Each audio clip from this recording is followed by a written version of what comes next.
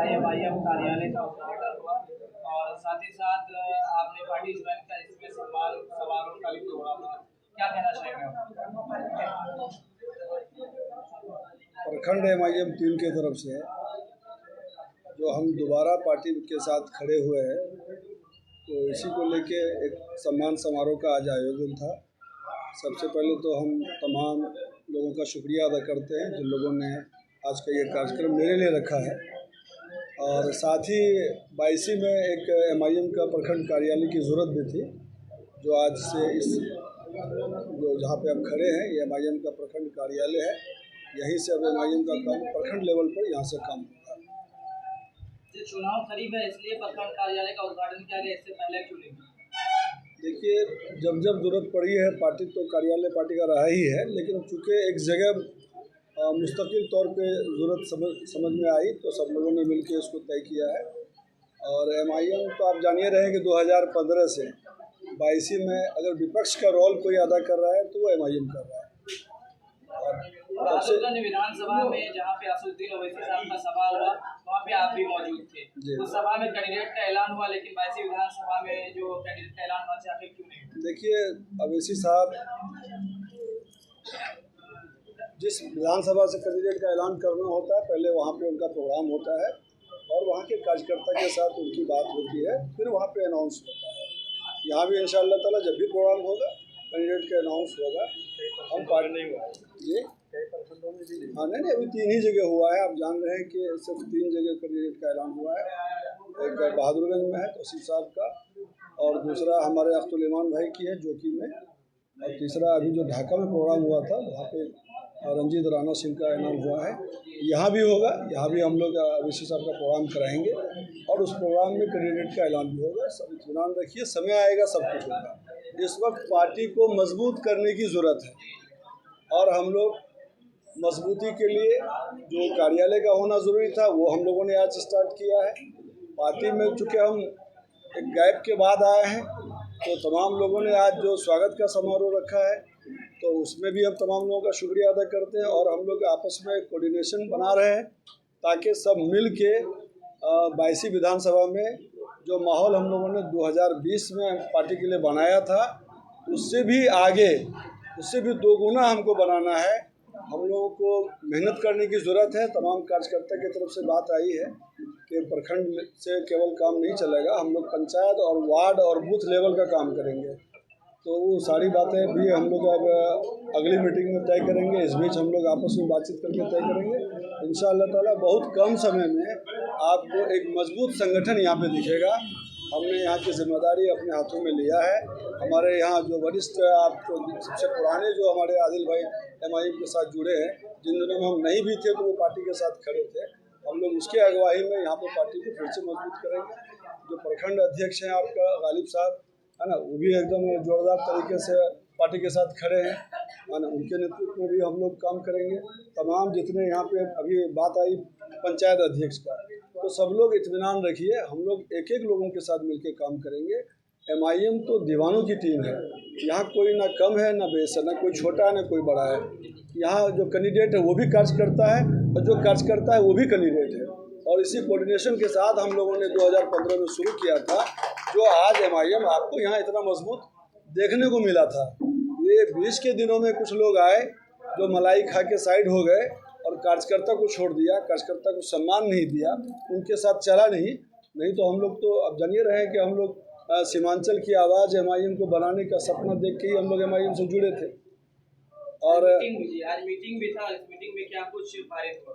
देखिए, आज मीटिंग विशेष तौर पे तो ये स्वागत समारोह था, लेकिन जब कार्यकर्ता जमा होता है तो पार्टी के ताल्लुक से बातें भी होती है। उसमें ये बात छन के आई है कि हम लोगों को जन जन कण कण तक पहुँच के फिर से एमआईएम की बात बता के एक संगठन भी बनाना है और लोगों को जागरूक भी करना है। 2020 चुनाव के मौके पर आपने पार्टी छोड़ा, अभी फिर आप 2025 आया है, तकरीबन आपने 5 साल लगभग जो है आप दूर रहे पार्टी से, क्या टिकट की वजह से पार्टी में आए? जी देखिए, हम इस पार्टी में जब आए थे उस वक्त इस पार्टी को कोई जानता भी नहीं था सीमांचल में। जब हम उस वक्त पार्टी को कहीं ना कहीं पार्टी का आइडियोलॉजी को पसंद करके आए थे तो, और वो जो आइडियोलॉजी पसंद है उसके खिलाफ कभी हमारा कदम नहीं है। हमने तो विरोध किया था कि सिर्फ जो कैंडिडेट आप चुन रहे हैं वो आपके आइडियोलॉजी के बरक्स है, उल्टा है, आपको नुकसान पहुंचाएगा, ये नाराज़गी थी। जब ऐसे लोग चले गए फिर से पार्टी, हमने समझा कि पार्टी को कहीं न कहीं मजबूत करने के लिए आना पड़ेगा और हमने अपना कदम बढ़ाया। आपके जो प्रदेश अध्यक्ष हैं अख्तुल ईमान भाई, उनके तरफ से बात आई, पहल हुई, और जो बैरिस्टर असदुद्दीन अवैसी साहब हैं उनसे भी हमारा रब्ता हुआ और सारी बातें साफ हुई कि MIM को फिर से सब लोग मिलकर मजबूत कीजिए और जैसा आप लोग कहेंगे हम लोग आगे से बगैर कार्यकर्ता के कोई फैसला नहीं लेंगे। ये इस तरह का आश्वासन है और हम हैं कार्यकर्ता के साथ। 2020 चुनाव के मौके पर जब आपने पार्टी छोड़ा, इस वक्त एक वीडियो वायरल हो रहा है जिसमें ये साफ साफ देखा जा रहा है कि कार्यकर्ता के द्वारा जिस झंडे के तले आज आप शामिल है उस झंडे को पैरों से रौंदा जा रहा है, देखिए को मतलब कि छीड़ा जा रहा है, अलग किया जा रहा है।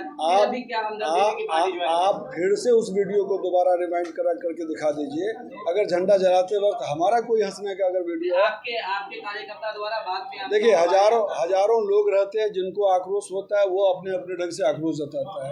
रही बात हमारा, आप देखे होंगे कि टिकट मेरा कटा था, इसके बावजूद भी अगर एक क्लिप, अगर एक स्टेटमेंट अगर आप दिखा देंगे तो हम समझेंगे कि वो हमसे चूक हुई होगी। हमने ऐसा कोई गलती नहीं किया, कोई चूक नहीं किया, चूँकि हम लोग असदुद्दीन अवैसी को पसंद करते हैं। और अगर सर आपको टिकट नहीं मिलती है तो फिर क्या पार्टी छोड़ देंगे, आप पार्टी ही में रहेंगे? पहली बात ये कि टिकट नहीं मिलती का कोई सवाल ही नहीं उठता है। पहले आप अपने दिमाग से ये बातें हटा लीजिए। चूँकि जब हम 2025 में दामन थामे हैं तो कहीं न कहीं सभी तरह का हमको आश्वासन मिल चुका है, पहली बात। दूसरी बात ये कि हम लोग किसी भी कीमत पर इस दफ़ा गलत हाथों में टिकट जाने नहीं देंगे। ये हमारा कार्यकर्ता भी आपको बता चुका है और हम लोग भी और पार्टी भी इस बात के लिए तैयार है कि आप लोग मेहनत कीजिए। मामला जीत का होना चाहिए, मामला सीमांचल की आवाज़ की होनी चाहिए।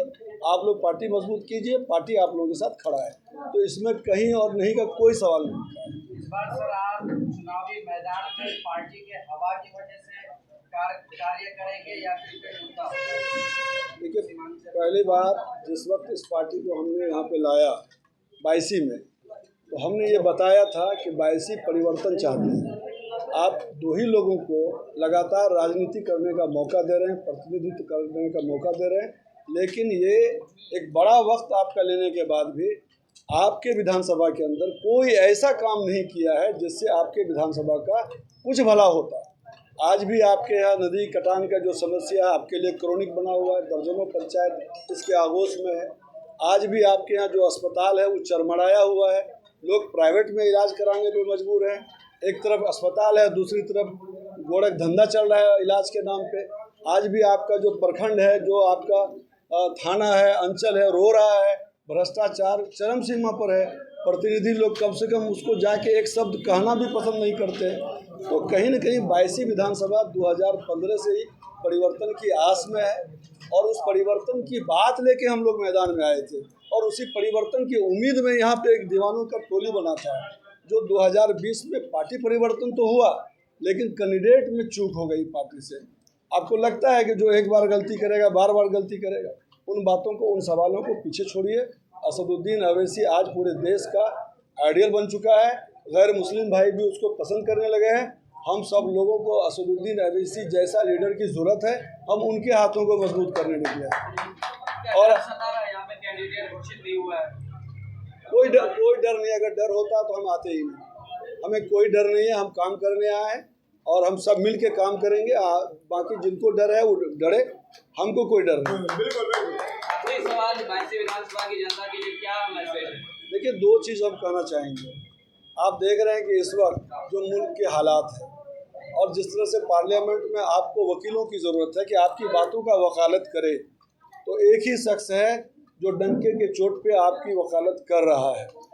हर आदमी के दिल का वो कहीं न कहीं एक आवाज़ वहाँ बन के उभर रहा है, उसको मजबूत करने की ज़रूरत है। दूसरी बात है, जो बिहार में हमारा जो अख्तुल ईमान भाई बिहार सदर है, असेंबली में विपक्ष बहुत है, लेकिन अगर विपक्ष का कोई रोल अदा कर रहा है तो अख्तुल ईमान भाई है।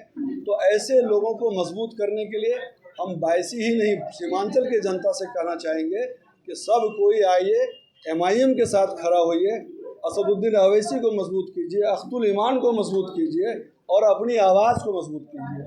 इसी उम्मीद के साथ हम पार्टी में आए हैं कि हम लोग भी मिलके इस इलाके की आवाज़ को पार्लियामेंट में असेंबली तक पहुंचा सके, सड़क से सदन तक यहाँ के मुद्दा पे लड़ सके।